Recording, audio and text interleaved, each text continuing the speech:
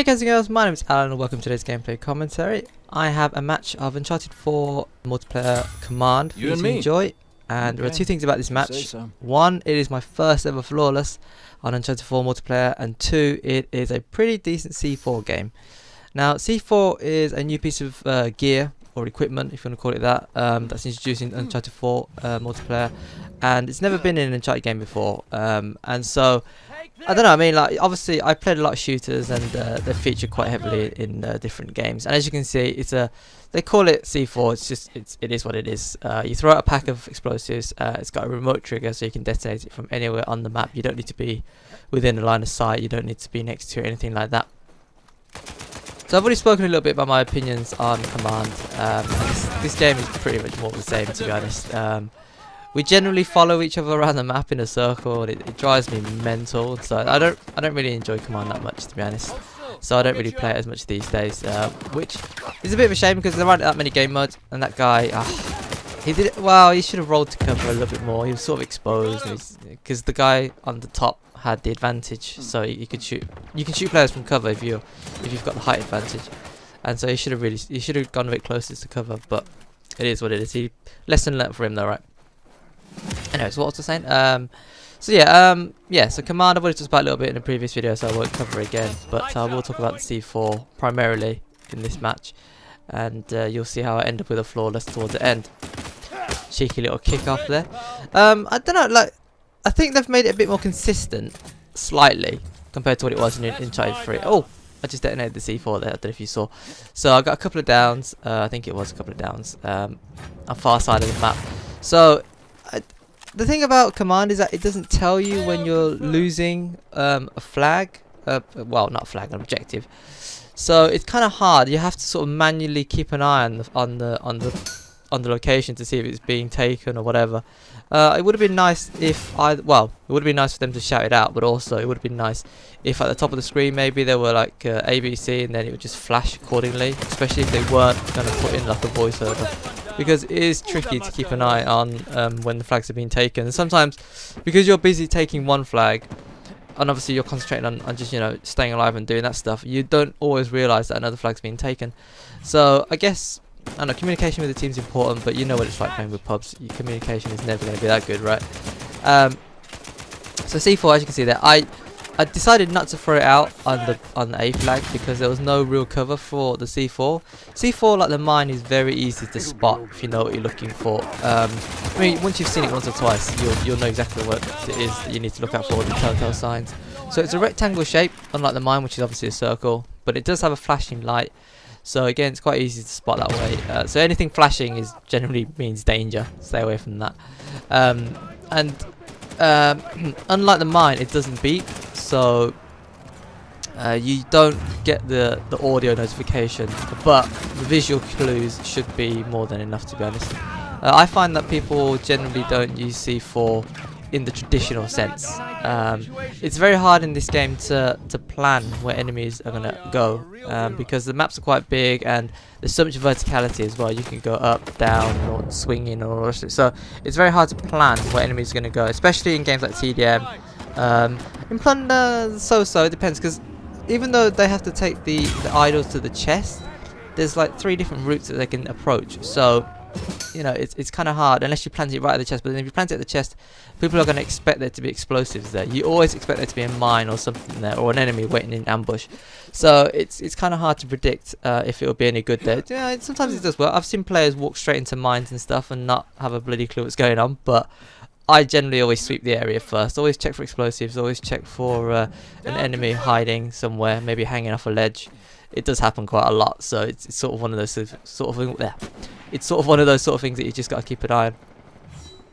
So as you can see, I've decided to throw out the C4 there, but it's very exposed and it's just not a very good location for it to be in. Anyone approaching is going to see that straight away, unless possibly they're approaching from the angle that I'm leading at now and coming from the behind. But because we're rotating anti-clockwise, the enemy team are probably going to be doing exactly the same, so it's unlikely they're going to see it. It's unlikely they're going to walk into it without knowing it's there already, and they're going to destroy it, and it's not going to count towards anything. And as you can see, I've been promoted to captain, which gives me a load of bonuses. And again, I've talked about these bonuses in the previous video, so I won't cover it again. But the key thing about being captain is that you really want to stay alive, because you do get bonuses such as discounts from the store, so you can buy a lot of your stuff really quickly. You still need the money, but I mean it's a nice 30% discount or something when you reach top level. And also you can revive allies a lot quicker, so it's really good for keeping your team alive as well. But you know, obviously don't risk your life unnecessarily if you don't think it's worth the save, or if you can't carry out the save safely. So the C4 here, as you can see, I've decided to plant in the grass, and that's ideally where you want to put it. Anywhere where there's cover, but not hard cover. So if you put it behind a wall, for example, it's great if the enemy's on the other side of the wall with the C4, because then they get the full blast of the explosion. But if they're on the other side where the C4 isn't placed, then when you detonate it, it's not going to do anything to the enemy. So it's one of those sort of things, and it's worth noting that you can actually put them on walls and ceilings as well. I'm not too sure how good ceilings are, because the blast radius isn't that great on the C4. It's decent, but it's not huge. So I've had a few hit markers placing them on the ceiling, so I know they don't always get kills. And if you place them on the wall, well, you do get the height of the explosion like raised in the air a little bit, but again, it's easier for the enemy to see, right? If they're walking towards a wall and there's a flashing red light, they should really spot it straight away. And I find that on dark maps, things like mines and C4s are generally even less effective because of the fact they flash, and it's quite clear to see them, especially if they're next to a surface. You know, they sort of reflect the light off. So yeah, I mean, these are things that you'll pick up as you play the game. You'll see how enemies use C4s and mines, and you'll see how not to use them, basically just from how they're using them. But I mean, it's all about trial and error. There are some situations where mines and C4s have been placed in the open, and I've just randomly walked into them because I haven't been paying attention. It does happen. So I mean, you know, you can prepare all you like, but unless you're paying attention on the day, it's not going to help you out too much. They are using a nice little cheeky throw out. So yeah, that's probably how most people use their C4, is that they throw it out quickly and detonate it. There is a priming time, as you saw. You can't throw it out and detonate it straight away like you would in like Call of Duty or something. There is like a couple of seconds where it has to prime itself for an explosion, which makes it less useful in my opinion. I guess the game could remove the priming time. I don't know how much of a difference that would make. I mean, there must be a reason why they put it in, but I just feel like it's already got quite a bit of a disadvantage. If you compare it to a nade, for example, it's harder to throw because you can't throw it as far away as you can a grenade, and you have to wait for it to prime before you detonate it. And you know, it's because of that. It's quite obvious when someone's throwing out a block of C4, and even once it's landed, you can also tell it's there because of the shape and also because of the flashing light. So there's not many benefits to using the C4 other than the fact you can detonate it from across the map or something like that, which, you know, is a good feature in games like Command, but then less useful if you're playing like TDM or Plunder, because you know, you can't always see the location that you're planning to detonate the C4 unless you just camp it out. But then that's just boring, and you're not really helping your team. You might as well use something else, you know. So anyway, that's just my thoughts on the C4. Anyway, I have used it a little bit more recently because of challenges and stuff. But I don't know. I just can't see myself ever giving up the nade in place of the C4, or indeed any of the other pieces of equipment.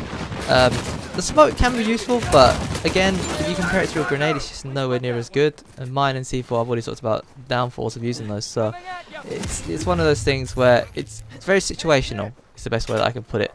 But I would never trade it for the grenade, not intentionally anyway, because I just think the grenade is a lot more useful in a lot more situations compared to either of those two, or either of those three, to be honest.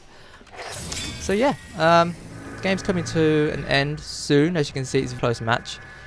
You want to stay alive because, well, actually I don't know if I've covered this, well, not in this video, no, but as a captain you are assigned a point value. As you can see above my head, I'm worth 60 points.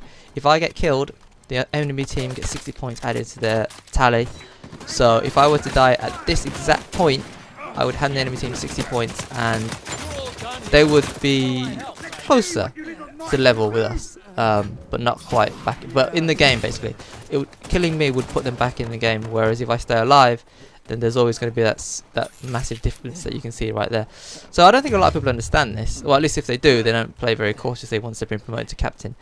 I mean, I understand that once you've been promoted, you are marked on the radar and things like that. That's the thing I don't like about this promoting to captain thing, because sometimes you get players who don't really understand that they need to stay alive, and they'll just go carry on rushing the objective, which is good because, you know, it is an objective based game and it's great that they want to contribute to the team.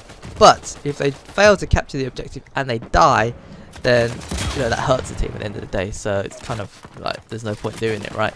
And then there's also players who just don't, you know, keep an eye on their captains, you know, keep them safe, sort of thing. I mean, I was in a decent enough lobby here. The team sort of went together in a circle, so we covered each other and everything. But there are some games where players just completely go on their own, and it kind of undermines the whole point, which also makes it hard for you to stay alive, but then also for you to hard to win the game. Anyway, that brings us nicely to the end. If you enjoyed the video, consider tapping that like button. I really do appreciate it. And if you want to see more stuff like this, then stay tuned to the channel, because I will be trying to keep on top of my schedule and uploading regularly. There's some highlights collections for Uncharted 4 up at the moment already. There's some for Black Ops 3 as well. And I'll continue to do the cycle of Black Ops 3 and Uncharted 4, hopefully on a week by week basis. If not, maybe more. I'll have to wait and see how it goes. But yeah, until next time, thanks for watching, thanks for listening, take care, and I will see you later.